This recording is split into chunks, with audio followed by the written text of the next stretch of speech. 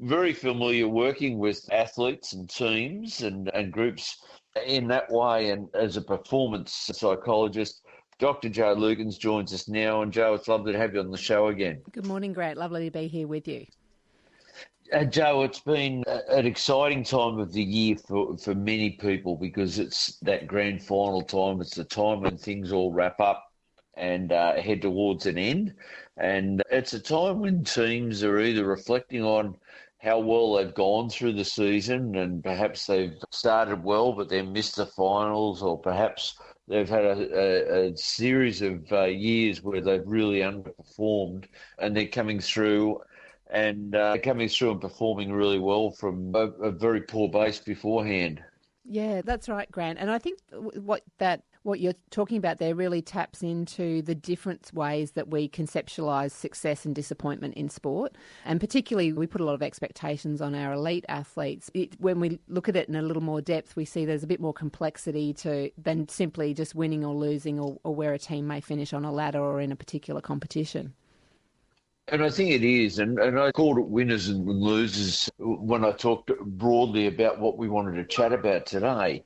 But it's not just the winners and losers, that it's about how we frame our expectations. And I suppose when I talk about winners and losers, it mightn't be winning the competition or losing the competition.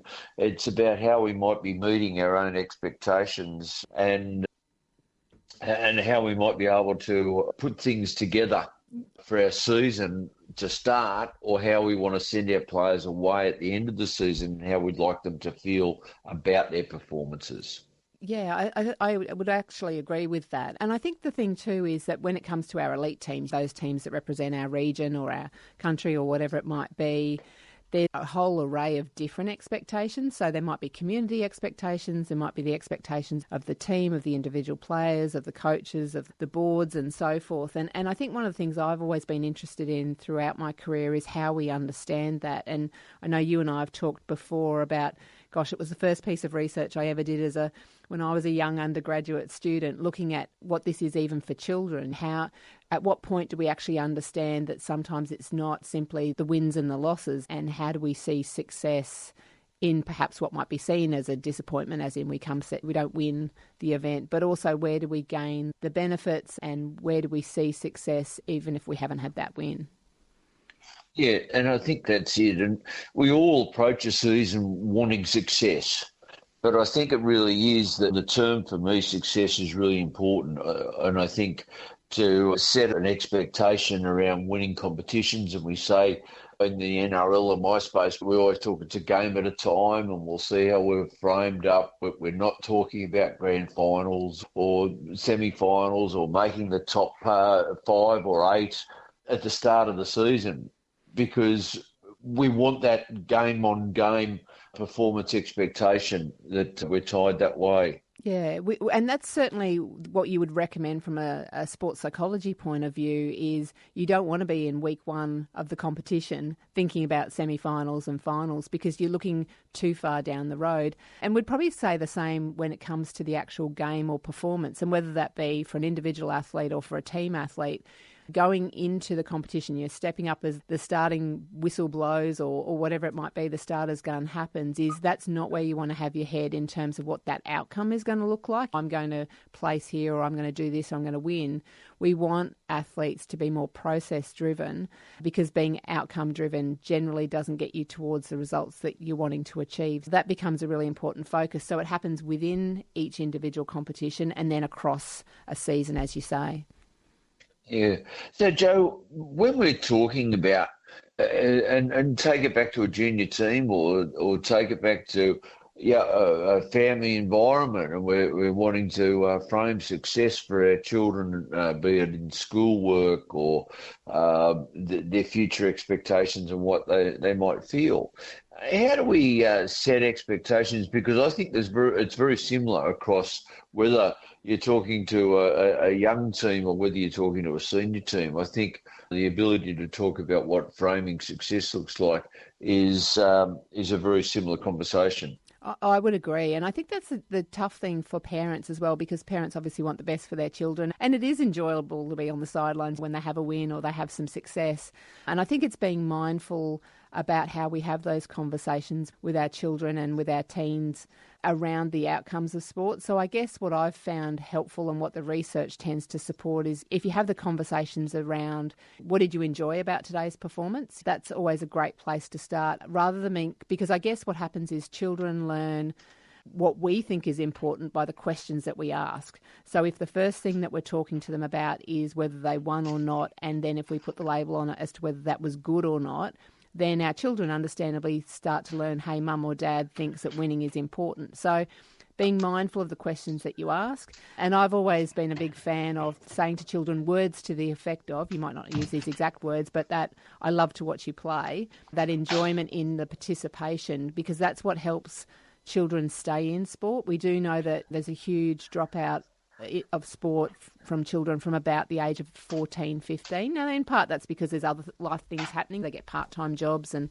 other things happen. But also, sport starts to become a little more serious around that age. Some of the sports don't have finals until they hit that 12, 13, 14. So they soon start to learn there's a little bit of a sheep station on these things if we're not careful. So being mindful of those conversations is really helpful for our kids, particularly in terms of keeping them engaged in sport. Yeah, no, I think that's pretty true, Joe. We see in a lot of junior sports that they don't keep competition points. They don't talk winning and losing until they reach the age of 12. I'm not certain that there's a sudden age where we understand the concept of winning and losing. And I know you've done some stuff with, I think, around 7-year-olds and 10-year-olds in that space. And I'm interested as to how damaging it can be and whether it's an issue of having to coach the parents more rather than the players. Yeah, I think that's a good point. And I think one of the other things that I see, particularly in junior athletes, is they absolutely know about winning and losing. An 8-year-old knows about it, 6-year-old. But usually what will happen is they'll come running off the field. They won't even know, and they'll say, did we win? And then you might say to them, yes, you did, or no, you didn't. And you say, yes, you did. And then they go, cool, can I have an icy cup? And then off they go. There's less value put on it because children understand what that is, but then it sometimes is about the conversations we have in the car on the way home. And I guess that's one of the things for us as parents to be mindful of is what we say tells a lot to our children about what we value in sport. And it's every sports parent I've ever worked with always wants the best for their kids, so it always comes from a really good place. I guess it's just being mindful about what the words we say to our children in terms of what we think is important. Yeah, no, and I think that's a good point because success is something that, as you say, a 7-year-old, a 6-year-old, they know because they hear the terms winning and losing. They watch sport on the television, winning and losing. And I wonder that we don't lose some of those opportunities to discuss and grow that knowledge with young people by taking winning and losing out of competitions. I understand the principle behind it, but I think that the education wasn't for the players. It really should sit around their parents. Yeah, I would agree with that. And I think children learn resilience by losing. Whenever something doesn't quite go the way we want it to, we learn we've got to dust ourselves off and keep going. So I think I'm with you, Grant. I have mixed feelings about it, that I don't know that you want grand finals for the under sixes, but I don't know at what point that you might introduce that concept. The only thing I would say is that children can learn resilience. We probably need to give them more credit than we do at times, but we also need to be mindful of our conversations around it. And your question earlier about what damage can it do, we do know that self-esteem is really intertwined with the sports experience for children, and so that sport can be a great vessel for helping children to enhance their self-esteem but also bolster their resilience. No, definitely.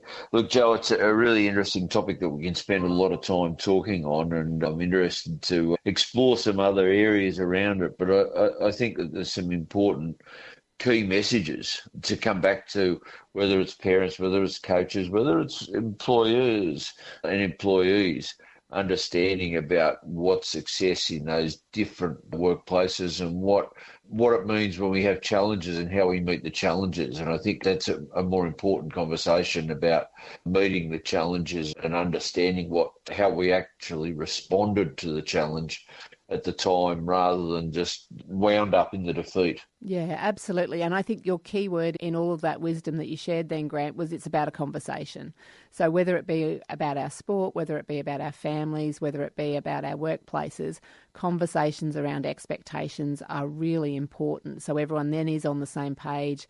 We can share differences in opinions and we can set goals and targets for ourselves if that's what we want to do.